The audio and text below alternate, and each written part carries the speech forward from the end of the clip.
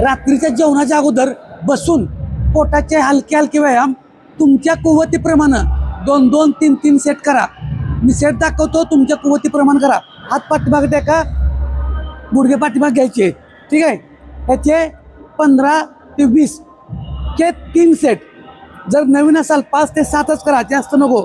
नंतर हात पुढं घ्या, जोडा एकमेकात बोटं गुंतवा साईडला. 15-15, 30 ह्याचे 3 सेट जुन्या लोकांनी. नवीन लोकांनी 7-7, 14 ह्याचे 3. नंतर हे 15-15, 30 जुन्या लोकांनी 30, नवीन लोकांनी 7-7, 14. आणि शेवटला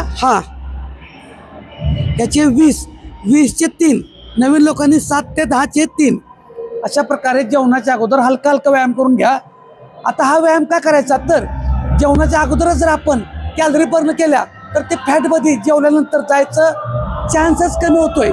त्याच्यामुळे जेवणाच्या अगोदर आपण हलका हलका व्यायाम केला, जेवणानंतर आणि शतपावली केला तर पोट वाढायला आणि वजन वाढायला कमीत कमी वाव मिळणार आहे.